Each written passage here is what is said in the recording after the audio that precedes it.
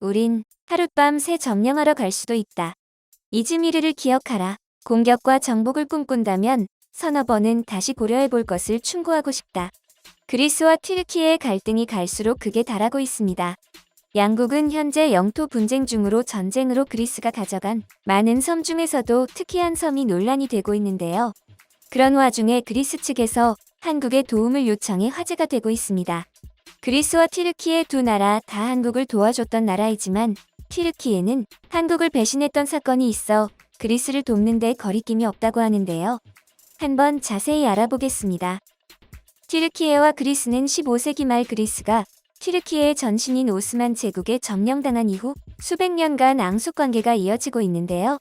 1차 세계대전 종전 후 승전국이 된 그리스는 1923년 로잔 조약에 의해 에게의 여러 섬을 얻었는데 당시 튀르키예 본토 앞바다에 있는 섬 대부분이 그리스의 영토가 되었죠. 그렇게 현재 튀르키예와 그리스가 주장하고 있는 영해는 이렇습니다. 이는 전쟁 패전의 결과이기 때문에 그렇다고 넘어갈 순 있지만 문제가 되는 곳은 튀르키예 바로 아래에 있는 카르텔로리 조섬인데요. 이 카르텔로리 조섬은 튀르키예 본토와 2km밖에 차이가 나지 않아 이 섬 하나로 양국의 영해가 크게 달라지기 때문에 튀르키예는 패전의 결과임에도 불구하고 저건 우리 거라며 억지를 부리고 있는 것이죠. 일본이 독도를 넘보는 것도 두 나라의 거리가 좁은 탓에 독도가 배타적 경제 수역이 겹치는 위치에 있어서 섬 하나로 바다를 날로 먹을 수 있기 때문입니다. 심지어 동지 중에는 사우디, 이란, 이집트, 이스라엘 등 세계 최대의 산유국들이 모여있는 곳인데요. 당연하게도 그 앞바다에 천연자원이 가득 메워져 있다는 게 밝혀지며 이후 두 나라는 에게해, 섬 영유권과 영공침범, 지중해 자원 탐사 등 각종 문제에서 분쟁이 끊이지 않았습니다. 최근에 튀르키예는 그리스가 비무장 지역으로 정해진 섬에 병력을 배치하고 있다고 주장하며 양국 간의 갈등이 다시 극에 달하고 있는 것인데요.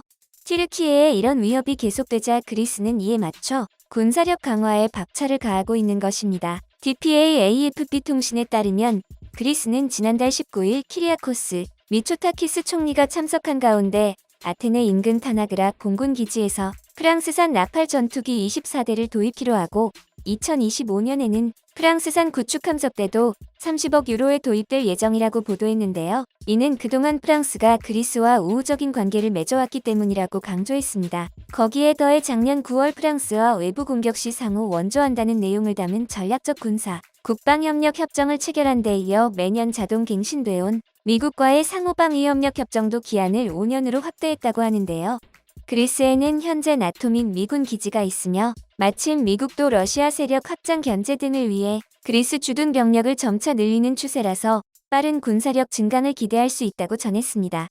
그렇지만 프랑스의 도움을 받는 것에도 한계는 존재하는데요. 그래서 그리스는 최근 무기를 가장 빠르게 공급해줄 수 있는 한국에게도 도움을 요청하고 있는 것으로 확인되었습니다. 지난 7일 우리나라와 그리스 양국은 카르달리아스 차관에 이번 방한 기간 중 방산 군수협력 양해각서를 체결했다고 하는데요. 그런데 이런 와중에 그리스와 대치하고 있는 튀르키예도 한국과 오랜 우방국으로 일방적으로 그리스를 돕게 되면 난처한 상황에 놓이는 것 아니냐는 말이 나오고 있는 상황입니다. 분명 둘 다 한국과 가까운 국가지만 한국이 그리스와 방산협력을 맺는 데에는 중요한 이유가 있습니다. 바로 조선업인데요.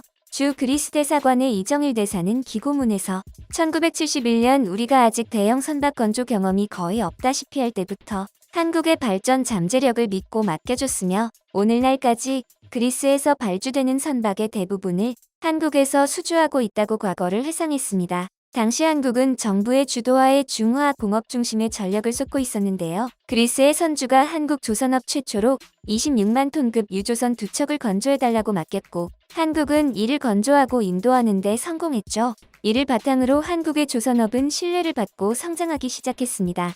즉, 한강의 기적이 시작되는 시점부터 우리를 믿고 초대형 수주를 맡겨왔으며 지금 세계 1위로 평가받는 조선업은 사실상 그리스가 없었다면 불가능했다는 것이죠.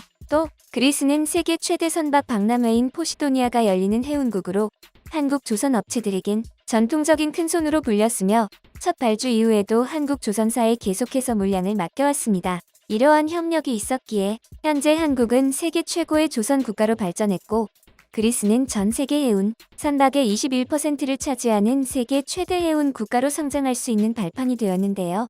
최근 보도에 따르면 그리스 선주들이 소유한 배 5,700여 척 가운데 약 33%를 한국 조선사가 건조했다고 합니다. 그러나 2000년대 들어서 그리스가 경제적으로 어려움을 겪자 중국이 자본을 들이밀며 그리스의 인프라를 잡아먹기 시작했는데요. 2014년 그리스는 중국 조선소와 손을 잡았었습니다. 중국은 그리스가 힘든 시기를 노려 50억 달러를 투자하고 그리스 선박은 중국 석유 수입의 60%를 실어 나르며 대중국 무역량의 50% 이상을 달성하기도 했는데요. 당시 우리나라를 비롯한 관련국들은 중국이 그리스 선박 수주를 독식하게 될 거라며 큰 우려를 하기도 했습니다. 이렇게 중국이 그리스의 선박 수주를 싹쓸이할 것으로 보였으나 중국의 뜻대로 되지 않았는데요. 중국은 그리스가 요구하는 LNG선을 제대로 만들지 못했기 때문입니다.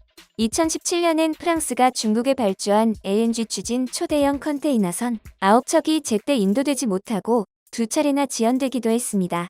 2018년 6월 중국 국영 조선사인 후둥중화가 건조한 LNG선 글래드스토노가 호주 앞바다에서 엔진 고장으로 멈춰서는 사고가 발생하며 중국산 LNG선에 대한 선주들의 신뢰도를 떨어뜨린 사건이 있었는데요. 자신들도 LNG를 잘 만든다며 자본력을 앞세워 선주들을 끌어모으고자 했지만 이러한 사건을 계기로 그리스를 비롯한 전 세계 선사들이 중국 LNG선을 믿을 수 없게 되면서 이들은 오랜 선박 맛집인 한국 조선사들에게 LNG선 발주를 맡기기 시작했고 그리스도 오랫동안 계약을 잘 이행해온 한국을 다시 선택하게 된 것이죠. 그리고 2020년 극심한 수주 가뭄을 겪었던 한국 조선업은 그리스 덕분에 중국으로부터 수주 물량 1위를 탈환하는 쾌거를 이룰 수 있었는데요. 한국 조선 업체들이 어려움을 겪을 때 그리스는 매번 단비 같은 역할을 해주고 있다고 업계 관계자들은 입을 모았습니다.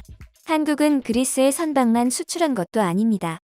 현대로템은 2002년, 2009년 두 번째로 그리스 아테네 지하철 전동차 공급에 성공했습니다. 2004년 아테네 올림픽 당시 현대로템은 예정 기간보다 3개월 일찍 납품을 끝냈었는데요. 처음 주문을 받았을 때 한국과 전력 공급 방식이 달랐기 때문에 차량 구조를 작게 만들고 목표 중량도 많이 낮춰야 하는 등 어려움을 극복하고 납품에 성공했다고 하는데요. 현대로템 관계자는 처음에는 한국 기업에 대한 불신이 있었지만 끊임없는 노력으로 엄격한 유럽의 품질 기준을 만족시킬 수 있었다고 말했습니다. 이후 아테네 2호선과 3호선에서 현대로템의 전동차가 계속 운영 중에 있고 현대로템은 그리스 수주 성공건을 발판 삼아 튀르키예 이즈미르 트램, 폴란드 바르샤바 트램 수주에도 성공하며 유럽 시장에 진출하는 계기가 되기도 했습니다.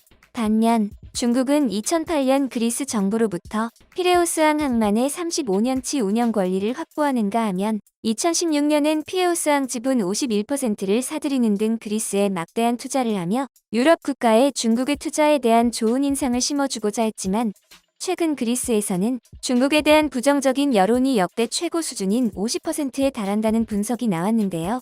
중국에서 발생한 코로나와 1대1로의 실체를 깨달아 이러한 조사 결과가 나온 것으로 보입니다. 그리스와 튀르키예는 마치 한국과 일본의 관계를 연상케 하는데요.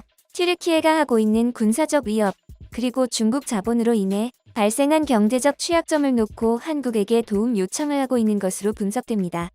군사 전문가들은 그리스는 6.25 때 한국을 도운 오랜 우방국으로 이번에 국방차관이 방문한 것은 한국으로부터 무기 도입을 시사하고 있죠. 여기서 튀르키예도 한국을 도운 국가인데 왜 거리낌 없이 그리스를 돕는지 의문을 가지시는 분들도 있는데요.